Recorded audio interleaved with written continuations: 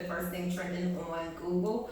You can also get those tickets by DMing me. So you can DM the show, the play on IG. And we're selling tickets also at the door at the Arena Players this weekend, Saturday and Sunday. Okay. Make sure y'all show up and support. Okay. This is a black chick rocking right here. Black girl magic. Yes. Let's get into it, ladies. So I'm gonna ask the first question. I'm gonna take it back a little bit because I was getting a little nosy. Okay. So I like Inspector Gadget for real. All right. But I noticed that you were on Fox 45. Mm-hmm. How was that interview? So actually, I did Be More Lifestyle. Yeah. And it was great. It airs tomorrow at 10 a.m. So check that out.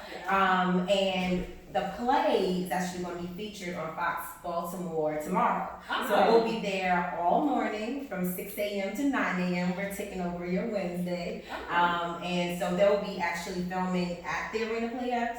And that's actually, please excuse this look, so I'm usually fly. But I'm working.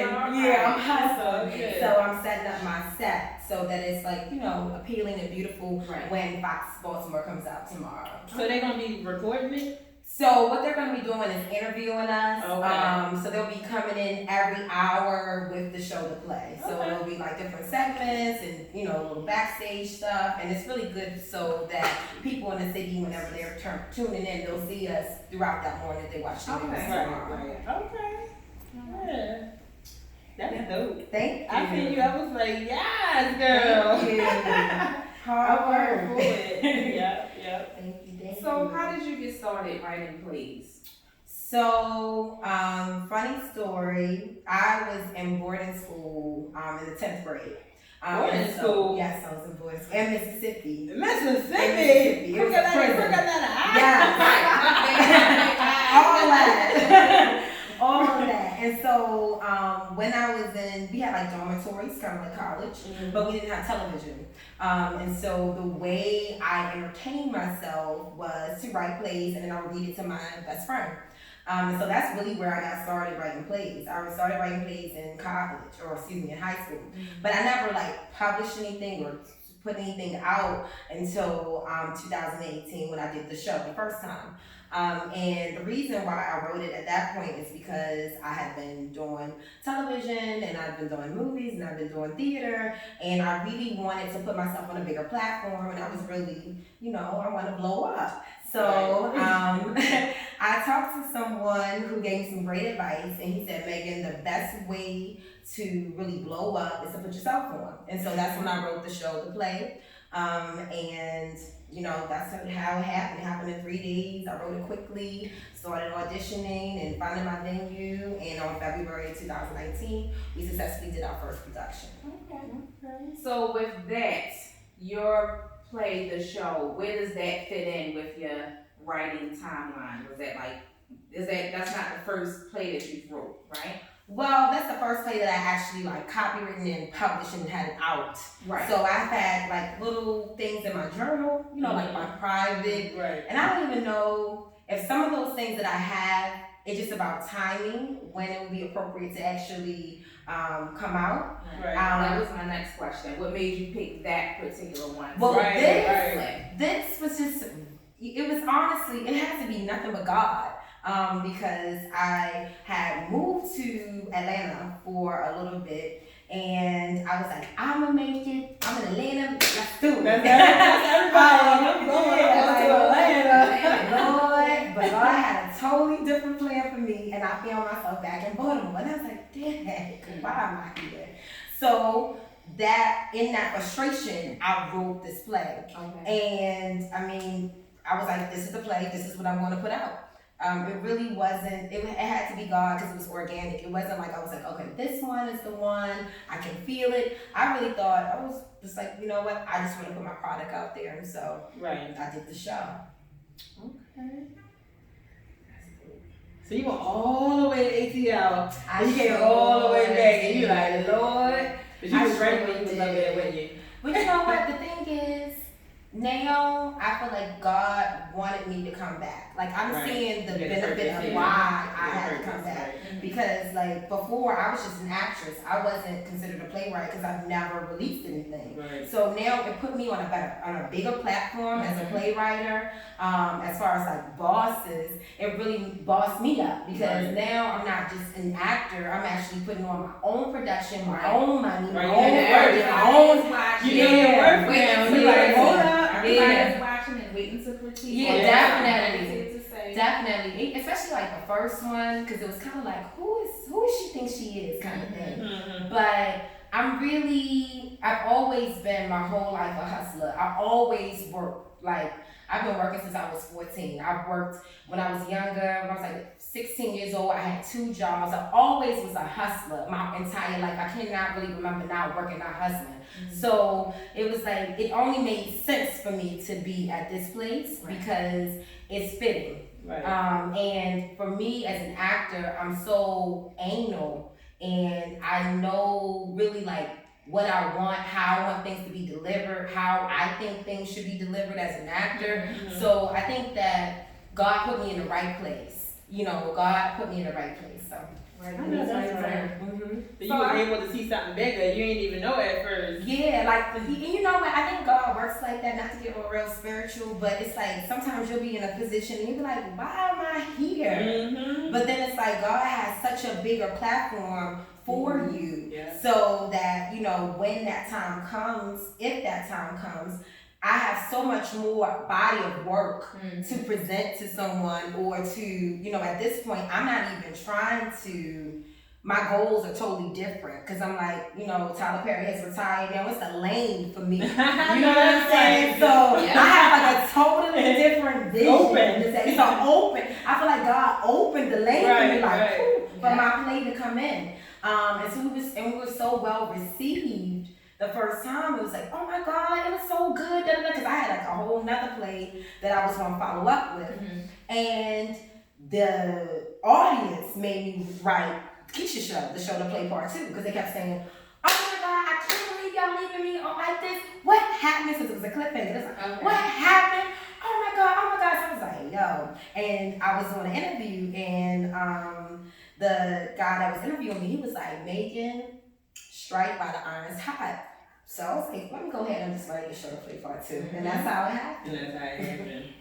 Yep. So you spoke of being in Mississippi in boarding school, right? Yes. Is that your hometown or were you born in Baltimore? No, I was born in Baltimore. I grew up in PG County, and then I came back here when I was 18. Okay. But I never claimed Baltimore because I didn't go to high school here. My mother's from West Baltimore. My whole family is from West Baltimore. My dad is from DC. So my mom met my dad, and she had me, and she decided to move down there. So that's where I grew up. So y'all are there both of you. So yeah, it's really go. It's really go because it's like my mom is straight. Like when I came to Baltimore, it was like people understood me on a different level because we have different experiences. Like my mother is a straight West Baltimore mother in every sense of the word, if you understand. And so some of my things that I identify with more with people up here because they have a similar background and a similar experience.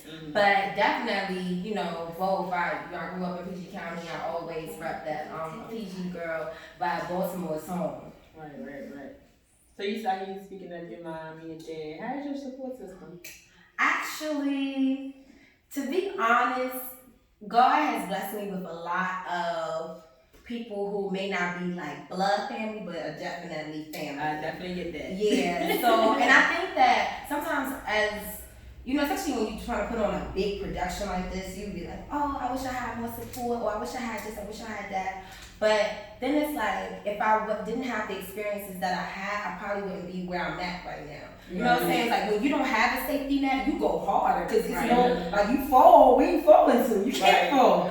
So it's like I appreciate the way I'm super independent. I've always have been independent and probably always will be. But I'm appreciative of the people that God put in my life. I have really good actors that are in this production that has really like stepped up and helped in a lot of ways. I have really good friends that help me, and so I'm appreciative of that. You know, my family and supports me in a way of, oh my God, I can't believe that she's doing that. Wow, I'm proud of her.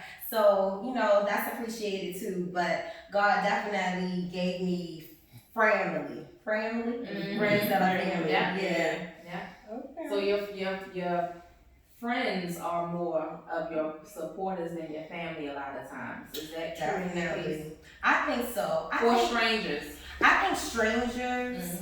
I think friends. I think at this point, it's a lot of people that I didn't realize that watch me. You know what I mean? Like, it'd be like random people that I went to church with when I was a little girl. They'd be like, oh my God, Megan, I watch everything you doing. I'm deep. I'm like, damn. You know what I mean? It'd be like random people that you would, and that's why I want to tell artists, like, don't give up. If you feel like you don't have a support system, trust and believe it's somebody out here that believes in you and like counting on you to really like pull this through. They always watch it. So they always watch it. It's strangers. It's people that I meet like in the cities. People, my family is really big. And so I be meeting people like I casted my cousin in this play. And I didn't know she was my cousin. Was out and about, so it's like family who we're not as close, but they, you know, are supporting, and friends and strangers. But my real beginning support system were complete strangers. You know, like, yo, I'm so proud of you, da da da. And then later on, family and friends. Okay. So how do you feel about hiring family to work for you? So these ladies over here, they're sitting so nice and quiet. How did you meet them? So Kimye, who plays Tatiana, Tatiana, raise your hand. I think I met her on Michael Hardin's play. I wasn't in it, but I came to it to support because my girlfriend was in it. But I think we kind of initially knew each other from like social media, and then we met each other at that play, and then we kind of just gelled from there. Okay. And then Michelle, who plays Morgan, my other best friend, Morgan Shaw. I met her in another production that we were doing, and she was actually supposed to be the choreographer and then end up being the lead. And then Gina, yeah, it was God. It was God wanted to be like that. I can't imagine nobody else playing Morgan. And then Gina, who is also playing my mother, that is also there. I met her at the Arena Playhouse. And we did a play together, and that was the first time I actually met her. So I met all of them in the business. And as far as like family, I would definitely consider hiring family, as long as that is clear how you're conducting business. Like, you know, I have several different businesses or hustles that I do. But as far as like the play, like my son's involved, like he does like the concession stands, because I'm really about like with my kids teaching them business, because I don't want them to ever work for anyone. So I need them to understand how to create money and how to create situations. A lot of people, they look to jobs like, oh, I'm broke, I need to get a better job. No, you need to figure out how you can create a situation for yourself, how you can create money. And so like my son, he's really into the arts. He can draw really well. He has all these subscribers, more subscribers than me on YouTube. He's 10. Okay. So he does like all of the concession stands, and it's also for him to help him with his math. And it teaches him like, if you're gonna be, you know, reaping the benefits of this work that I'm putting in, because this is work. This is a lot of work. You're gonna work for it. Right. So yeah, my children are very much a part of my business. Okay. Well, you sound like you got a whole bunch of positive stuff going on. So wait, let's get down to the raw. I got some questions, but you know, you don't have any like friends that once was friends and they felt some type of way or any type of hate or shade coming your way? Of course. How do you handle that? You know what I mean? Like, how do you handle I that? have people that I love to death. I love you. That I would never mess with ever again. But for me, it's about shifting. Like, I'm trying to shift. Yeah. I'm not really, I'm on this level, but I know the power of manifestation, and I have manifested so many things in my life. And I know that some people, it's just levels. Yeah. And some people aren't gonna go with every level with you. Because it's a season. And it doesn't for mean people. that you hate that person. Nope. It's just you on a different path, And and they on something else. Absolutely, absolutely. And it's sad because you may be like, wow, I really love that person, right. or I really would like to have this person on my journey. Mm-hmm. But it's really going to hurt you if you continue to have that negativity I around think you. we can all attest to that. Definitely. And a lot of times it's your closest friends. Yeah, it's the people that you love. Yeah, It can that hurt. It could be your friends, it could be your boyfriend, it could be your husband, it could be your sister, it could be your brother, it could be your mother, it could be your father. It's people that, and I feel like the devil also tries to attack you, because just as much as God sees where you're going, the devil also sees where you're going. So it's like right where you about, right here on the edge, you like, everybody starts attacking you. And I know from just life experience and all the things that I've been through, when I start getting attacked, I'm like, oh, God about to bless me. I'm about to blow up. Like, every time, I swear to God, any test that I have, it's like immediately God will put me on a platform that's much higher. So even though it probably sounds a little cliche, but you have to go, those experiences are necessary. Yes. You have to be hard to get what you want. You know, this business is hard, it's not easy, and so it's not for the faint of heart. People gonna hurt your feelings all day, every day. People gonna say, hey, you're not pretty enough, you're too black, you're too dark, you're too light, you're too bold, you whatever. But you have to say, you have to know what you on this earth for, and then once you know that, don't stop until you get it. And whoever's on your way has to move. So that's how I feel. Hello. So I have a question for the ladies over here. Ladies, how are y'all loving this experience with Megan and her play? It's great. It's great. Were y'all surprised that she wanted to work with y'all? Anybody want to answer? Well, let me just say, I'm replacing an actor that was in the first part and was not able to play in this second part. So when Megan called me, I was surprised, but I was excited because I knew that whatever she had going was, going to be like really something that I would love to do. So I've enjoyed every step of the way so far. Yes. So tell us again, what's your character? I play Megan, Keisha's mother. Okay. My name in the play will be Jackie Jones. Are you a feisty mother? I'm a Christian mother. She turned heavy. I'm the one that, I'll put it this way. I've lived what she's going through. Okay. So my character is trying to impart what I've experienced to my daughter. Okay.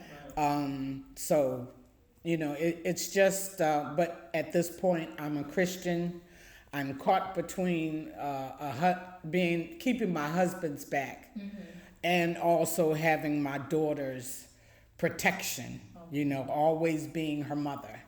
Don't give us too much. Don't give us too much. Yeah. What about you? Your character is Megan, right? Morgan. Okay. So give us a